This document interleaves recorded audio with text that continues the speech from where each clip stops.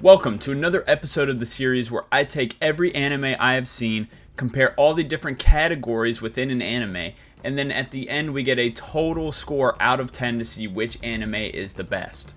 Today we have Black Clover. It is time for the Black Clover edition of Anime Review. So first off, we're going to start with the plot. Now the plot of Black Clover is following Asta wanting to become the Wizard King.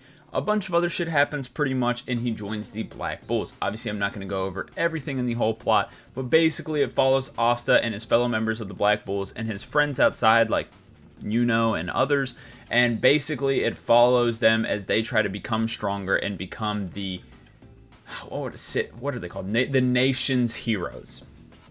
So for plot, I gave it an 8 out of 10 because I think it's decent, but some parts do kind of feel unimportant, and I think a lot of the stuff with the elves is a little bit lame. The elves could have been a lot cooler. Now the story's only going to get better if you've read some of the manga, but obviously this isn't a manga review, it's an anime review. So I'm going with a solid 8 out of 10 because most of it is pretty good.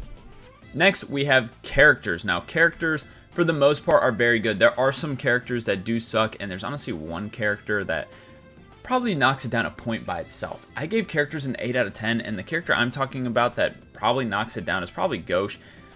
I know a lot of people like Ghosh, but I don't know how y'all can look past the fact that he likes his little sister. Not only is Ghosh old, very old, and his sister's at least like 10 years younger than him, which is very strange. It's also his sister, so yeah, I don't know how people look past that. I have no idea. And then there's a couple other characters that aren't so great, like the elves mixed in there, but most of the other characters are very good. So 8 out of 10 for characters. Next, we have main character. I love Asta. If you've ever seen any of my TikToks, you know I love Asta. 10 out of 10 main character. Asta's super inspirational. Love him. He's amazing.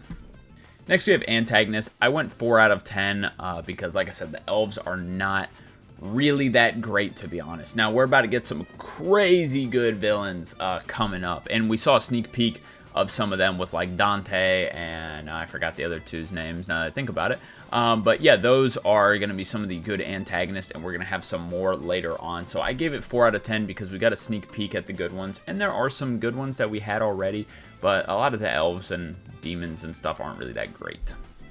Next, we have depth. Now, it's not a show with a massive amounts of depth, right? Like, it gets into some pretty heavy things every now and then, and I think motivationally, that's where most of the depth lies, but then you get some as well, like some stuff with, like, Fenral, Longris, right? Even some stuff with Yami and the Wizard King and all that other stuff. Like, there is depth to the show. It's not, like, amazing, but it's not bad at all. I think it has a little bit more than it's given credit for. I'm giving depth a 7 out of 10. After that, we have plot twist. Now, the plot twists in the show are very good. They happen a lot, and there's going to be some even more that are going to be. Okay, I'm just going to say it's 10 out of 10. I can talk about all the different plot twists there is, all the plot twists that are going to happen, which obviously is not out yet, so I can't talk about that in the anime review. But yeah, plot twist is a 10 out of 10. There's so many of them. They're so great, and yeah. Then we have fights. The fights look amazing. The fights, like in terms of what's going on in them, are amazing. I give fights a 10 out of 10, and every fight feels very important. They feel like you walk out of it with something, right? Like, for example, when they went in the underwater, we saw Yami's true power, like things like that. So something comes out of every fight, and they all look very good. I'm giving it a 10 out of 10.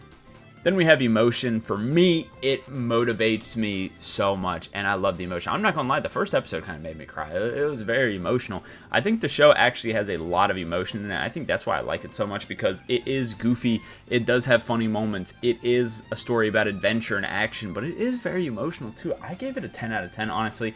I love the emotion in Black Clover, and it's very different from most because most of the time when you see emotion in shows, it's either like sad or happy. But this one's like motivation. Like, it makes me want to go do stuff. So that's why I give it a 10 out of 10.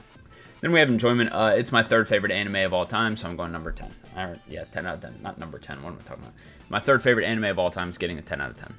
Pacing. I think this is one of the best paced shows ever. The only complaint is obviously they took a massive break, but that's not pacing of the show, that's pacing of production. I gave pacing a 10 out of 10. It is a fire anime. The pacing is fantastic. There's not one slow episode, not one slow moment, and the pacing's so good that the fillers even feel canon. Next, we have animation. The animation is very good. Now, apparently, this next season's going to be even better.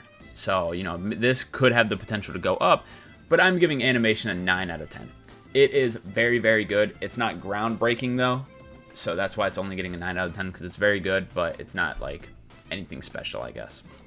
Then we have music. I mean, Black Clover is known for having some of the best music in it, but here's what I will say.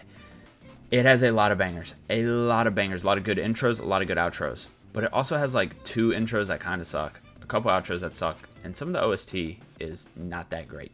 So I gave it a 9 out of 10 because there is so much good music in it, but people ignore the bad, and I get ignoring the bad, but it does exist. So I have to give it a 9 out of 10. Really good music, but there could be better. Then we have Peaks. Again, it's my 3rd favorite anime, and it's an anime that's kind of about Peaks. I think you know where I'm going to put this. 10 out of 10 for Peaks, obviously. Then we have world building. Now, the world building to me is decent. Like, it's not anything crazy, so I gave it an 8 out of 10.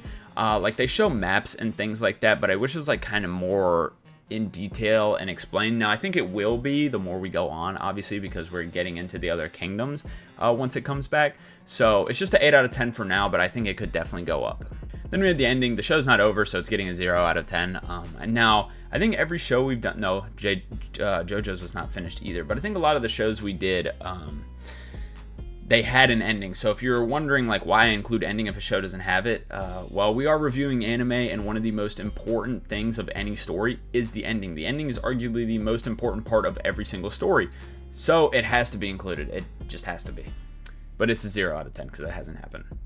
Then we have overall, all this put together, we have an 8.2 out of 10 for Black Clover. Now, I do wish that was higher, I'm not gonna lie, because it's my 3rd favorite anime. But hey, game's the game, right? Like, and I think this is a great example of how a show doesn't need to have everything. It doesn't need to be the most in-depth show. It doesn't need to do all this different stuff that people go and complain about for you to enjoy it. You will see when we do the solo leveling one, I'll tell you now that does not rank highly. Solo leveling does not, it's missing a lot of stuff in it. It does not have a lot of good stuff in it. But it's interesting, right? People still like it.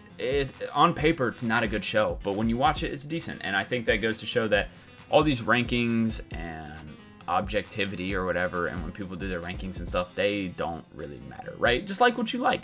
And, you know, I'm not one to complain about people liking what they like, but a lot of people do. Every time I post these, I get complaints, and it's like, dude, I'm trying to be as honest as I can with these, right? And people only look at the final score and be like, it's better than an 8.2 or it's worse than an 8.2, and it's like, yeah, but did you look at the rest of the rankings? Because they're totally fair, and you know, but whatever, it doesn't matter. But if you enjoyed this video, please leave a like and subscribe. It helps me out. It's free. We upload 3 times a week on main channel, on main videos. We also throw in some shorts every now and then. So if you want to see more stuff like this, leave a like, subscribe. Peace.